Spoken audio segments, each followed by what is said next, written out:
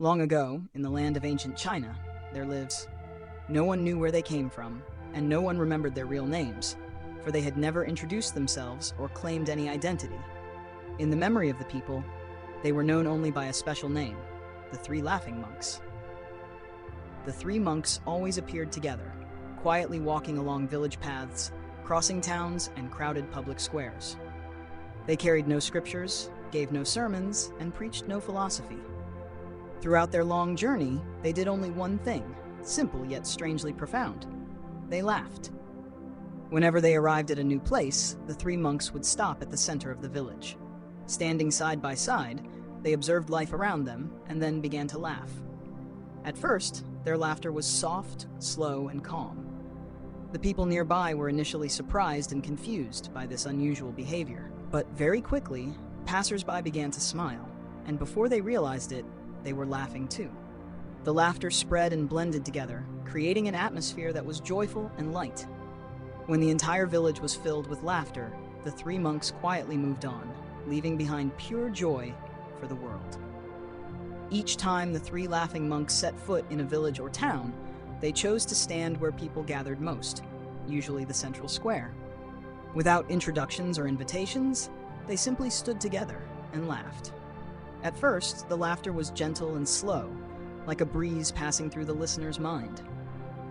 Those who passed by stopped to watch with curiosity. Some frowned in confusion, others shook their heads at what seemed like meaningless behavior. But soon, doubt faded away. A smile appeared on one face, then spread to another. The scattered laughter quickly merged into a warm, lively sound full of vitality. Gradually, not only passers-by, but also merchants and workers were drawn in. The blacksmith set down his hammer, the shopkeeper paused mid-sale, the farmer forgot his exhaustion after a long day. Laughter flowed into every street and home like an invisible wave.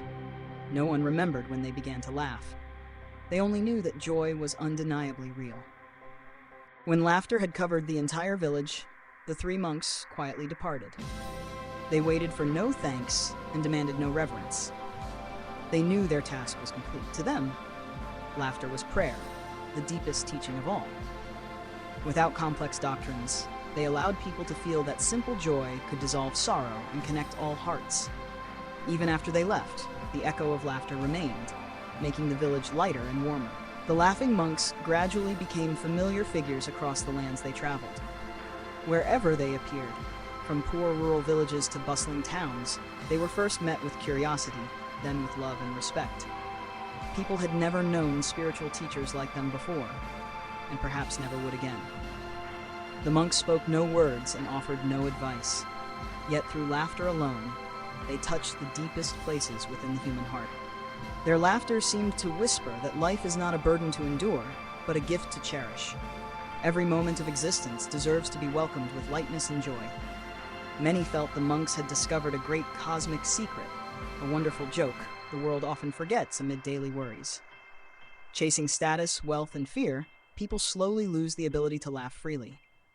The monks appeared as a silent reminder: pause, breathe, and smile at life itself. Their laughter was neither mocking nor shallow. It came from a deep understanding of life's nature. Laughter to accept, laughter to let go, and laughter to live fully in the present. Thus, though they left no scriptures or schools of thought, their message spread powerfully. Over time, the image of the three laughing monks became a symbol of pure joy and inner freedom. They taught that sometimes the shortest path to peace lies not in thinking more, but in a sincere laugh amid the flow of life.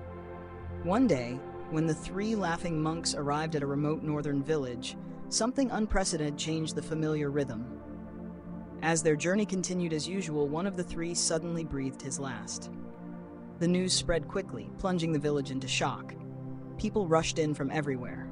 Some abandoned their fields, others closed their shops, all wanting to witness this sorrowful moment. To them, death was always bound to tears and grief. Everyone believed the two remaining monks would collapse under such loss. Yet the scene before them was the opposite. One monk lay motionless, while the other two were laughing louder than ever before. The crowd stood frozen, confused and unsettled. In that moment, the boundary between life and death seemed to dissolve. Expectations of mourning vanished, replaced by deep bewilderment. People whispered, unable to understand how the monks could laugh at the death of their closest companion. To many, death was the most painful event of all. In the heavy silence, the laughter of the two monks rang out like a question to everyone. Had people become so accustomed to fearing death that they forgot how to face it calmly? That moment became a turning point, opening a new perspective on life, loss, and meaning. Gathering courage, a few villagers approached and asked why they did not mourn. For the first time in years, the monks spoke. They gently explained that the day before arriving, their friend had proposed a playful bet on who would die first. Today, he had won. They laughed because their friend had lived exactly as he chose. He had even left a testament requesting no new clothes, for he had never let the world's dust touch his soul. To him, laughter was the purest garment. The crowd fell silent. They realized the monks laughed not from indifference, but from deep understanding. Death was not a tragedy, but a natural part of the journey. Their laughter was acceptance, a gentle farewell. Following custom, the body was placed on a funeral pyre. As the fire burned, a miracle occurred. Bursts of colorful light erupted like fireworks. Sorrow vanished, laughter spread. What seemed a funeral became a celebration. As the fire turned to ashes, light faded into the night, but peace remained. The moment reminded all that when one lives fully and freely, even death can be a radiant farewell. Laughter, in that final moment, became life's most beautiful gift. When all was over, the story of the three laughing monks came to an end, yet their message lingered. Perhaps we are here not only to struggle and suffer, but to learn how to live joyfully and smile through change. They left no written teachings, only a way of living, seeing life as a precious journey. Joy is not luxury, it is life's true nature. Lose laughter and we drift from ourselves. The story reminds us that problems need not consume us. Sometimes, instead of fighting or fleeing, we simply pause, look within, and smile. A smile does not erase hardship, but it lightens the path forward. Their laughter was awakening, not escape. It rose above fear and loss. And so the final lesson is simple. Allow yourself to live joyfully. Laugh while you can, love while you can.